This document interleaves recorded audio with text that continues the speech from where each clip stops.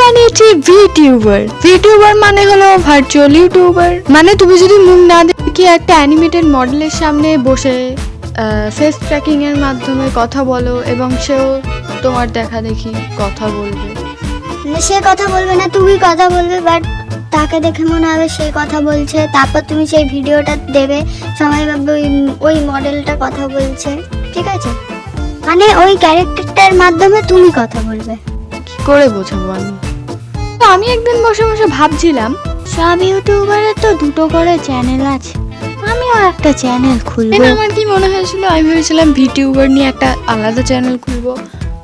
একটা চ্যানেলও যে ভালো করে গ্রো করতে পারিনি সেটা মাথা থেকেই বেরিয়ে গেছিল।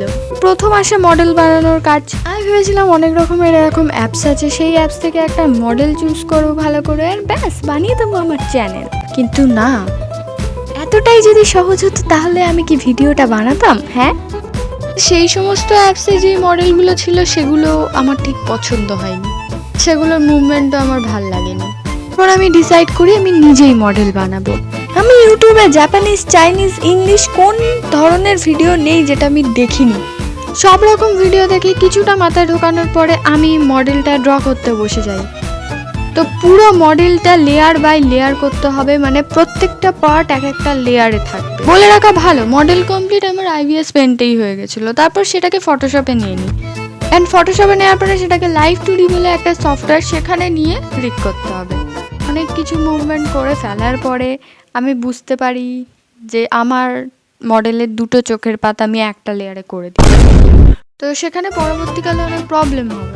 আমি তো ভেবেছিলাম আমি প্রায় করবোই না, কিন্তু আমি কোথায় একটা শুনেছিলাম যে নেভার গিভ আপ, যতক্ষণ না হয় ততক্ষণ তুমি করেই যাও। আর ভাই সেই মোটিভেশনটা নিয়ে আমি শুরু করে দিই আবার কাজ, আবার একটা নতুন মডেল বানাই, অ্যান্ড সেখানে প্রত্যেকটা পার্ট আমি লেয়ার বাই লেয়ার। এখানে সব ঠিকই ছিল, কিন্তু মাঝখানে আমার মাউসটা খারাপ হয়ে যায়। আমার অ্যানিমেশন টাইমলেটে কাজ চালাতে হয়। লাইভ 2D সফটওয়্যারটা আমি শুধুমাত্র 42 দিনই কাজ করতে পারবো ফ্রিতে, তাই জন্য আমার কোনো এক্সকিউজ দিলে চলবে না। মাউস নেই তো কি হয়েছে ভাই, ট্যাবলেট। আমি এই ভিডিওবারটা বানানোর পেছনে এতটাই হয়ে গেছিলাম যে আমি পুজোর সময়তেও বসে কাজ করেছি। মাঝে মাঝে মনে হতো আমি বানাতেই পারবো না, কিন্তু হ্যাঁ, ফাইনালি 1 মাস, হাফ মাস কমপ্লিট হওয়ার পরে আমার মডেলটা কমপ্লিট হয়ে যায়। তারপর ভাই আরেকটা টেনশন, সব কিছু কমপ্লিট, কিন্তু কম্পিউটারে ফেস ট্র্যাকিং করতে গেলে ওয়েব ক্যাম লাগে। চাইছিলাম না যে আমি কম্পিউটারে এই মডেলটা নিয়ে কাজ করি, কারণ আমার কম্পিউটার ভাই ধূপধাপ বন্ধ হয়ে যায়, মাঝে মাঝে বিশাল হ্যাং করে পড়ে থাকে।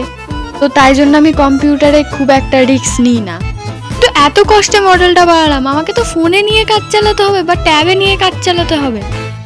তারপর সেটা কি করে সেই নিয়ে হাজারটা ভিডিও দেখার পর অনেক অনেক অনেক চেষ্টা করার পর লাস্ট পর্যন্ত আমি পারি না। অ্যান্ড সেখানে এন্ট্রি হয় আমার একটা ফ্রেন্ডের। সে ভাই ভিডিওবার কাকে বলে এইটুকু তো জানতো, কিন্তু কিভাবে কি তৈরি করতে হয় লাইভ 2D সেই সব কিচ্ছু আইডিয়া ছিল না। কিন্তু তারপরেও সেই আমি আছি, চিন্তা করবি না, ঠিক করে দেবো। ফাইনালি করেও দেয়। এই দিন আমি দেখেছিলাম আমার মডেল কাজ করছে। এত ঝামেলা, এত খাটুনির পরে মডেলটা তৈরি হয়েছে। হ্যাঁ আমি জানি অতটাও ভালো হয়নি, তো বিশ্বাস করো যেইটুকু হয়েছে আমার কাছে সবচেয়ে বড় কথা, আমার এই সমস্ত বিষয়ে একটা ভালো এক্সপিরিয়েন্স হয়ে গেছে। আমি নেক্সট টাইম যখন মডেল বানাবো তখন এর থেকে অনেক ভালো বানাবো, এটা আমার ধারণা। এখানে আমি জাস্ট জার্নিটা শুধু শেয়ার করলাম, কিন্তু কি করে কি বানিয়েছি বা কি কি লেগেছে, কিরাম কি টিউটোরিয়াল, সমস্তটা যদি তোমরা জানতে চাও আমাকে কমেন্টে বলো, আমি তোমাদের যতটা পারবো হেল্প করার চেষ্টা করব। সবশেষে আমি এটাই বলবো, তোমরা যেটা করতে জানো সেটাতে লেগে থাকো, ছেড়ো না, ঠিক হবে। মানে বলে না যে अगर किसी चीज को तुम दिल से चाहते हो तो पूरी कायनात उसे तुमसे मिलाने की कोशिश में लग जाती है। অনেক জ্ঞান দিয়ে ফেললাম। যাই হোক, যারা এই পর্যন্ত ভিডিও দেখেছো তাদেরকে অনেক অনেক ধন্যবাদ। আর হ্যাঁ, ভিডিওটা যদি একটুকু হেল্প হয় বা ভালো লাগে তাহলে লাইক, শেয়ার, সাবস্ক্রাইব করে দিও। আজকের জন্য বাই বাই।